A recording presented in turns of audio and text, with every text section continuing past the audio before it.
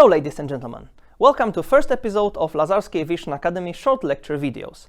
My name is Mateusz Osiecki and I'm an assistant professor at Chair of Air and Space Law, Lazarski University in Warsaw.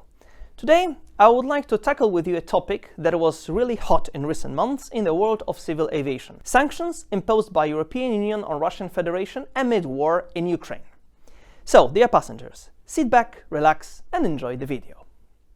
When on February 24, 2022, Russian Federation commenced full-scale invasion on neighboring Ukraine, many democratic countries, including EU member states, Norway, the US, Canada and Australia, imposed large packages of sanctions of economic, military and political nature to weaken Russian trade and financial system and somehow force the country to withdraw its forces from Ukraine.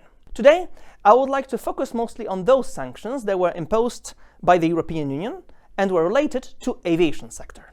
First of all, when we hear the word sanctions, we mean something that in legal terms are named restrictive measures. Therefore, if you wish to be super correct and show some legal knowledge, we have to use the proper term restrictive measures against the Russian Federation. But in this video, we'll be using both forms interchangeably. Well, someone might ask when first sanctions by the EU were imposed against Putin's regime. If we look into official EU documents, we would quickly find out that firstly they were introduced already in 2014 after annexation of Crimea. The packages of sanctions, 9 in total, that the European Union introduced after February 24, 2022, technically only supplement those measures introduced after Crimean Peninsula was seized. Now a few words about proper sanctions relevant for civil aviation. On the foreground would, of course, have a flight ban for Russian aircraft. We have a legal basis for that. Article 1 of Chicago Convention clearly indicates that every state has complete and exclusive sovereignty in the airspace above its territory. One of key features of sovereignty is a right to impose mentioned flight bans on selected aircraft. After the invasion on Ukraine was launched, many Eastern European countries, including Poland, immediately enacted the ban on aircraft registered in Russia, belonging to Russian entities or controlled by Russians. They were soon followed by other EU member states. Some non-EU countries of old continent also imposed flight ban, including Iceland, Norway, Albania, the United Kingdom and Switzerland. Flight ban itself is a classical form of sanctions imposed on national level. Each country by itself decided to implement it. Of course, we also have a wide catalogue of measures that were imposed on higher EU level. First, let's look closer at the mechanism of their implementation, so try to find out on what legal grounds does the EU impose sanctions. Crucial here is Article 215 of Treaty of Functioning of the European Union that allows Council of the EU to adopt necessary measures against third country.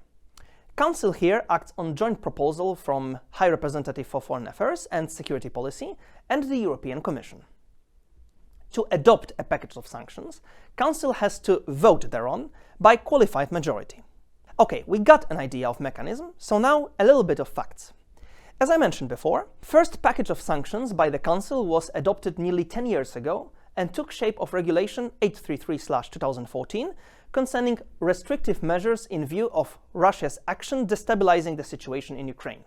So, in the first document carried after Russia annexed Crimea. Today, the text of document is super long, as it contains all packages of sanctions adopted against Russia thus far. In terms of civil aviation, the following measures were imposed. First of all, flight ban over EU airspace in similarity to this taken independently by member states. Secondly, prohibition of supply and sale of aviation equipment like avionics, engines and, of course, airplanes themselves to Russia.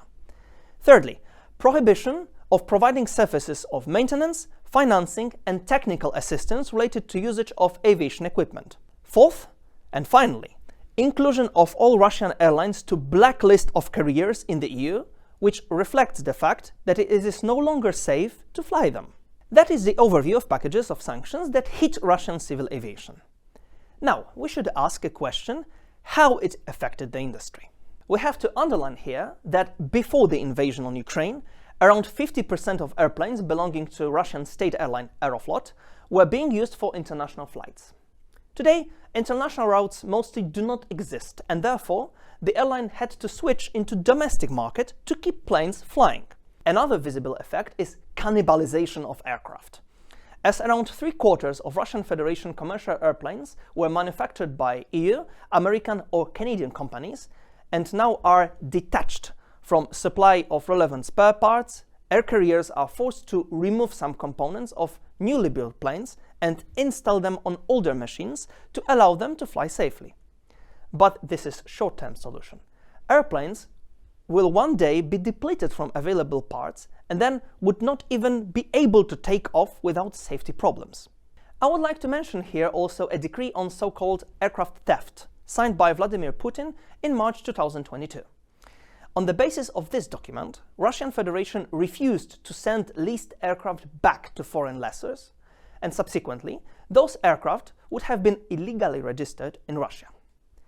Because this totally contradicts fundamental provisions of law, the market value of such aircraft would drop significantly.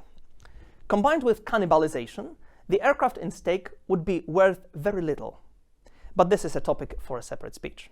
So far, we see that sanctions hardly bite Russian aviation sector. Local air carriers are halted from flying to the EU and are virtually disconnected from supply of parts, which would make them unfit for flying and cause great losses to Russian aviation industry. But this will not happen like this. Economic sanctions of that type always work with some delay. Thank you for watching this short lecture on sanctions imposed on Russian Federation aviation sector.